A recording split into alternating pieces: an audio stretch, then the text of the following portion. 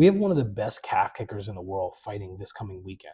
Now, we talked a little bit about how to deal with calf kicks in the previous installment of this series, but the issue is the calf kick game, while at its most whittled down can be a really simple game, is still so low commitment. And if you guys watched the last installment of the series, we talked about a way that you can make calf kicks aggressive, but then also a way that you can use calf kicks as a counter strike. Now, in short, to make calf kicks aggressive, you can do as little as get close enough and calf kick them. We saw this in the fights last weekend with Chris Padilla. To make calf kicks a counter strike, you can check out Yuki Yoza, who's fighting this weekend, and he will tend to walk in without throwing too much activity and get close enough to you that you feel uncomfortable. Once you feel uncomfortable, you feel the need to put something on him because he's getting close to you. He's going to use that momentum of you putting work on him and that forward momentum of your boxing, for example, and time that forward momentum when your weight is on your lead leg and throw that calf kick as a counter strike. So let's talk about the easier of the two scenarios, which is how to deal with an aggressive naked calf kicker.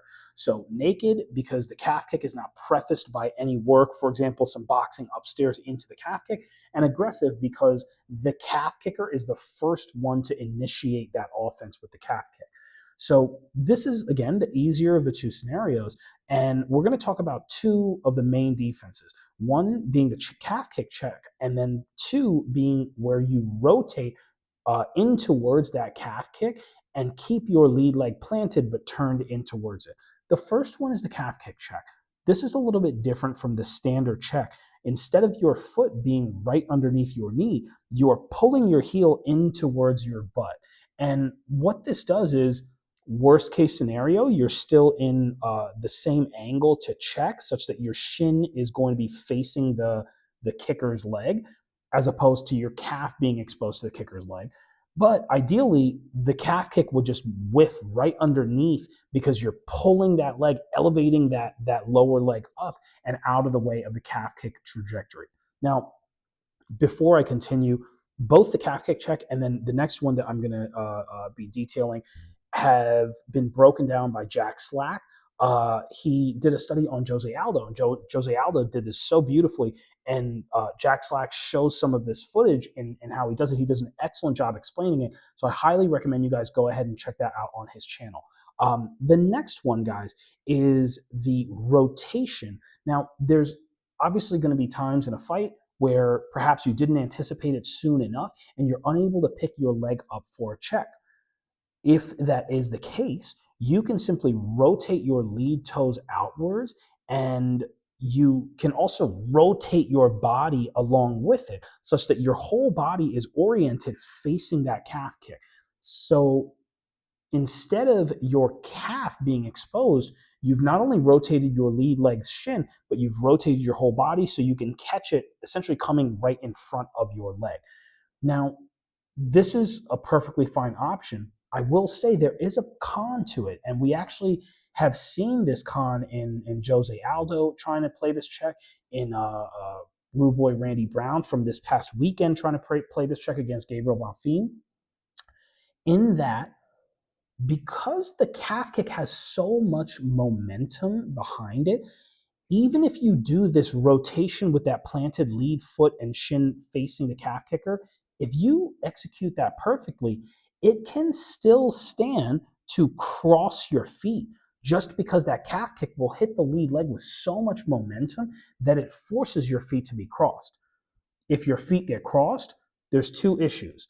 One, you are not in a position to immediately counterfire if the calf kicker is to, for example, kick all the way through and perhaps turn his shoulder or present past his center line to you.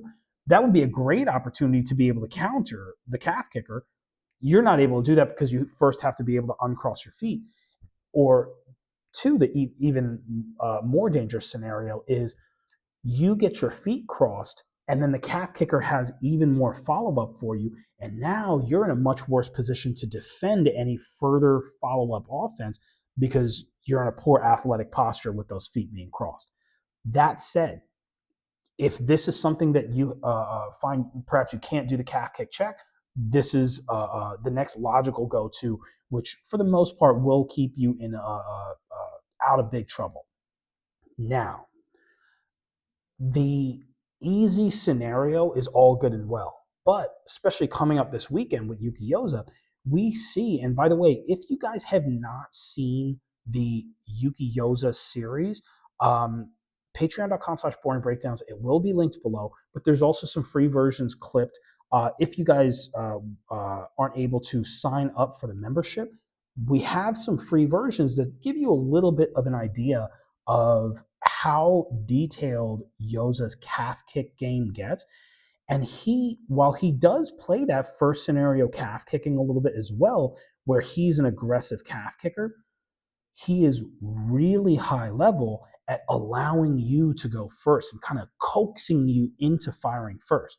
When you are coaxed into firing first, Yuki Yoza has the luxury of being able to sit back. Generally, he'll be in the high guard. He plays some other guards as well, but here he can sit in his high guard, wait for your weight distribution to come forward. For example, he waits for you to throw a 1-2, and at this point, with your weight distribution forward, boom! Now he can get to chopping with that calf kick. This is how he has taxed some really high level guys. Pet Dam, for example, is one that comes to mind where he stopped the fight via the low kicks. And he was able to do this with obviously a combination of other things. He's really great at throwing the teeps and body kicking, things like that. But the calf kicks being the key element in stopping a high level guy like Pet Dam were aggressive, but also used as these counter strikes. And the weight distribution is so important. This is why I say, if you're only thinking about the aggressive form, by the way, not at all to knock Jack slack, but the majority of the footage that he was showing was Aldo being able to uh, uh, be the second one to go. So if he's the second one to go, meaning his opponents initiated the offense first, now he is able to check. But what happens if Aldo is in the middle of his offense with his weight coming forward and then gets timed with a calf kick? These are the types of things that we have to worry about with a high-level calf kicker like Yoza. Beyond Kickboxing, shouts to Beyond Kickboxing on Instagram, they posted some footage of Superlek training for his fight this weekend with Yoza. Now, again, full disclaimer, this is all clipped footage that's perfect for social media, but the majority of the calf kick scenarios that Superlek was defending were the pad holder being the aggressive naked calf kicker. But what happens if Superlek is initiating his boxing, initiating a middle kick, and Yoza goes to kick that support leg? Does he have options? Do you guys have options? And a big part of this is it's uncharted territory for the for part of it, and also there's really not a ton of great options. However, we can glean some insights from some of Yoza's past opponents that we're going to discuss, and then some of the sparring footage. I mentioned my son Brandon Joza in the first installment of this series. If you guys have not watched that, I highly recommend you guys go watch that. It'll give you a little bit more insight on the calf kick game. But we'll also talk about a little bit about how to avoid being in a position where the calf kicker is even able to set up his work.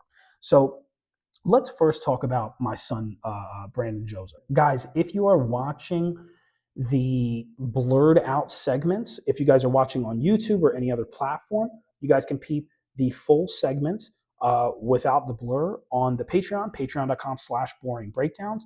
It is the best way to support the work I am doing. But if you guys cannot, all good. Liking, sharing, subscribing, commenting is also a huge help. I really appreciate it. Also, if you guys do hit up the Patreon, there's some options for free memberships as well. You guys will get access to the long form studies. So we have a full multi-part study just on Yuki Yoza's game, especially if you guys are hyped for this fight with Superlek this coming weekend. Highly recommend you guys check that out. Again, I've clipped some free versions as well if you guys cannot sign up for a membership.